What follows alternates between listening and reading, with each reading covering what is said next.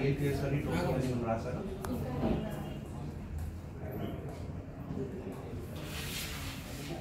బేసిక్గా మీకు యూఎస్ పోవడానికి రిక్వైర్మెంట్ డాక్యుమెంట్స్ మీ బ్యాచిలర్స్ డాక్యుమెంట్స్ కావాలి. కాలేజ్ నుంచి లెటర్ ఆఫ్ రికమెండేషన్ ఉంటుంది. అవి 3 లెటర్స్ కావాలి. ప్రొఫెసర్ కానీ హెచ్ఓడి కానీ ప్రిన్సిపల్ కానీ వాళ్ళ దగ్గర నుంచి లెటర్ లేదు. ఒక్కరు పర్సన్ 3 ఇవ్వలేదు. Different persons. 3 ప్రిన్సిపల్స్ ఉంటే ఇంగ్లీష్ లాంగ్వేజ్ ఎగ్జామ్ ఉంటుంది. దీంట్లో ఏదన్నా ఒక ఎగ్జామ్ ఉండొచ్చు, నాట్ ఎవ్రీథింగ్. ఏదన్నా ఒక ఎగ్జామ్. తర్వాత GRE అని ఉంటుంది. GRE ఒక ఎగ్జామ్ ఉంటుంది. అది ప్లస్ స్టేట్మెంట్ ఆఫ్ పర్పస్. దానికి మీకు నేను శాంపిల్స్ పంపిస్తాను. ఎట్లా రాయాలి, ఏముంటుంది శాంపిల్స్ పంపిస్తాను. ఆ శాంపిల్స్ మీరు చూసుకొని మీ ప్రకారం ఒక స్టేట్మెంట్ ఆఫ్ పర్పస్ రాయాలి. రెజ్యూమే ఉంటుంది, జనరల్ రెజ్యూమే. తర్వాత మీకు పాస్పోర్ట్ అప్లై చేసుకున్నారా? మీకు ఎక్స్ట్రా కరిక్యులర్ యాక్టివిటీస్ ఏమైనా ఉంటే అంటే మీరు ఏమైనా జాబ్ చేస్తారు, పార్ట్ టైం జాబ్ చేస్తారు అంటే అది తీసుకోవచ్చు. అది లేకపోయినా కానీ ప్రాబ్లం లేదు. సో ఇప్పుడు యూఎస్లో ఎలా అంటే 2 types ఆఫ్ కేటగిరీస్ ఉంటాయి. STEM, science, technology, engineering, mathematics. Right? మీరు ఇప్పుడు బీటెక్ ఏ స్ట్రీమ్లో చేశారు? Computer science. సో ఇది ఏంటంటే స్టెమ్ కేటగిరీ వస్తుంది. ఇంకొకటి వచ్చేసి non stem plus 1 year of OPT అని. OPT is nothing but optional practical training. It's for 1 plus 2 years OPT.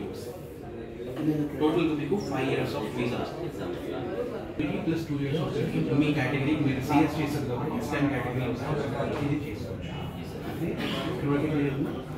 ఇప్పుడు జనరల్గా ఏంటంటే 20 lakhs నుంచి వచ్చేసి 1 CR దగ్గర ఉంటుంది.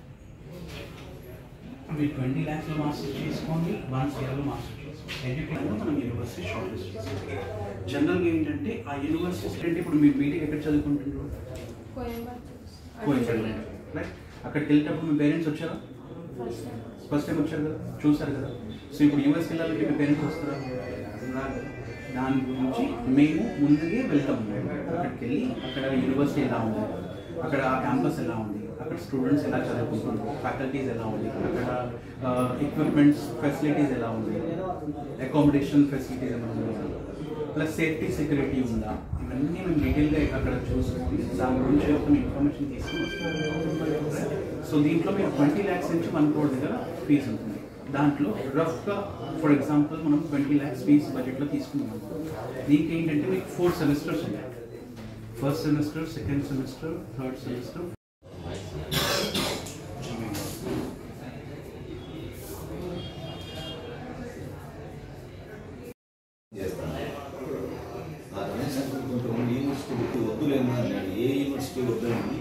ఈ డాక్యుమెంట్స్ చెక్ లిస్ట్ ఉంది, ఇది వాట్సాప్ చేయండి, ఇది కూడా వాట్సాప్ చేయండి.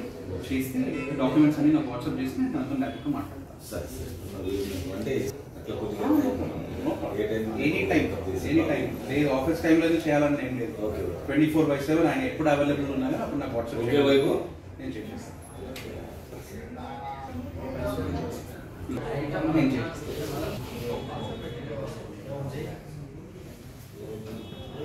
ఓకే వైపు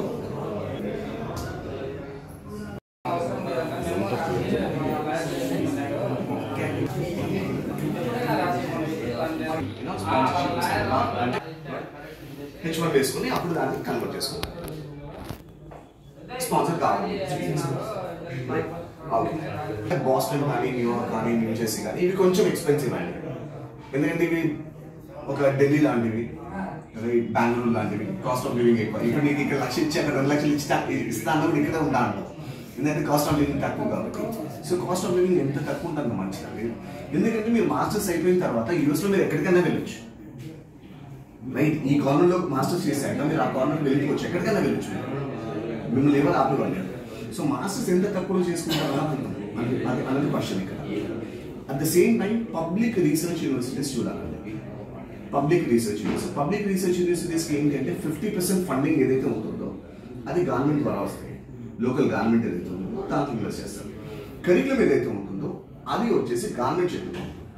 అందుకు మీకు పబ్లిక్ యూనివర్సిటీస్ ఎప్పుడు కూడా బ్లాక్ లిస్ట్ అయినవి సందర్భాలు లేవండి. పబ్లిక్ యూనివర్సిటీస్ పెద్దగా ఉంటాయి, ఒక బిల్డింగ్ ఉండవు, వాళ్ళకి యాక్సెప్టెన్స్ రేట్ ఎక్కువ ఉంటుంది, వీసా సక్సెస్ రేట్ ఎక్కువ ఉంటుంది, స్కాలర్షిప్స్ ఎక్కువ ఉంటాయి.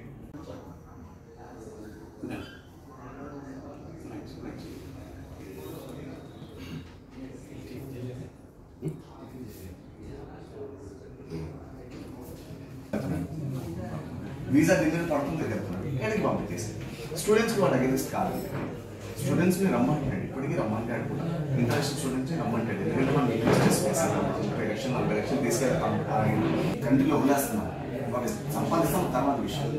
కానీ రైట్, దాంతోపాటు ఇండియాలో ఉన్నంత యంగ్స్టర్స్ ఎక్కడా లేరు ప్రపంచంలో. యంగ్స్టర్స్ కెనడాలో, యూఎస్లో ఆల్మోస్ట్ 70-80% మొత్తం ముస్లిం ఉంటాయి. సో మ్యాన్ పవర్ తక్కువ ఉంటుంది వాళ్ళకి. So they need people like us. ఎంసీ బీచ్ కానీ, అదే అట్లాంటా బేసికలీ, అది సిలికాన్ బీచ్ అంటారు కానీ. సో ఇలాంటివన్నీ ఎక్కడ ఉన్నాయి? హబ్స్ అంటే యునైటెడ్ స్టేట్స్. సో యునైటెడ్ స్టేట్స్కి ట్రంప్ ఏం చెడగొట్టుకోవాలి, డీకోడ్ చేస్తాడు. ఎవరైనా సీరియస్లీ స్టూడెంట్స్ని ఫేక్ డాక్యుమెంట్స్ పెట్టుకొని వెళ్ళే వాళ్ళని, వేరే యూనివర్సిటీ స్టాంపింగ్ తీసుకొని డెఫినెట్గా విల్ బీ పోర్టల్. సీరియస్గా వెళ్ళి చదువుకొని కెరీర్ బిల్డ్ చేసుకుంటా అన్న వాళ్ళు ఎప్పుడే కంప్లీట్. ఎందుకంటే ఆబ్వియస్లీ అండి, మీరు న్యూస్ చూస్తుంటే బైడెన్ రావడం $100 million రిలీజ్ చేశారండి చిప్ సెట్ మ్యానుఫ్యాక్చరింగ్. చైనా నుంచి వాళ్ళు ఏది ఇంపోర్ట్ చేయట్లేదు, మ్యాక్సిమం ఆపేశారండి. వాళ్ళు దిక్కేవారంటే ఒక వాస్తవం. సో ఇండియాకి యూఎస్కి ఉన్న బయలాటరల్ రిలేషన్షిప్స్లో ట్రంప్ ఎప్పుడు ఇబ్బంది పడింది. అందరికీ నమస్కారం అండి. నా పేరు భూపేంద్ర, నేను డైరెక్టర్ అబాకస్ ఓవర్సీస్ ఎడ్యుకేషన్ నుంచి అండి. సో ఇవాళ మనం ప్రొద్దుటూరులో ఉన్నామండి. 30th November 2024. Ramesh Yadav MLC ఆఫీస్లో ఉన్నామండి. రమేష్ యాదవ్ గారండి అబాకస్ ఓవర్సీస్కు చైర్మన్ గారు. సో తన ఆధ్వర్యంలో మనం ఇక్కడికి వచ్చి అబ్రాడ్ ఎడ్యుకేషన్కి వెళ్ళాల్సింది ప్రాసెస్ మొత్తం స్టూడెంట్స్కి ఇక్కడ ఎక్స్ప్లెయిన్ చేస్తున్నామండి. యూఎస్ కానీ, యూకే కానీ, కెనడా కానీ, ఆస్ట్రేలియా కానీ, ఏ కంట్రీస్ వెళ్ళాలనుకున్నా కానీ దానికి ప్రాసెస్ ఎలా ఉంటుంది, తనకు కావాల్సిన డాక్యుమెంట్స్ ఎలా ఉంటాయి, సో తనకు ఎలాంటి ఎగ్జామినేషన్స్ రాయాలో అవన్నీ ఇన్ఫర్మేషన్ మేము ఇక్కడ ఫ్రీ ఆఫ్ కాస్ట్గా స్టూడెంట్స్కు 1 by 1 కౌన్సిలింగ్ ఇచ్చుకుంటా యూనివర్సిటీస్తో పాటు మనం వాళ్ళ కౌన్సిలింగ్ ఇస్తే వాళ్ళకు ఎక్స్ప్లెయిన్ చేస్తున్నాం అనమాట. సో ప్రతి స్టూడెంట్కి ఇక్కడికి వచ్చి పొద్దున్న నుంచి దాదాపు మనం ఒక 80 స్టూడెంట్స్కి మనం ఇక్కడ మీట్ అయ్యామండి. సో టిల్ ఈవినింగ్ 5 o'clock వరకు నేను ఇక్కడ అవైలబుల్ ఉంటాను. సో ప్రతి స్టూడెంట్కు ఇక్కడికి వచ్చి వాళ్ళ ఇన్ఫర్మేషన్ తీసుకుంటే వాళ్ళకి ఏ ఇన్ఫర్మేషన్ కావాలన్నా కానీ సో అసిస్టెన్స్ కంప్లీట్గా మనకు ఫ్రీ ఆఫ్ కాస్ట్ ఉంటుంది.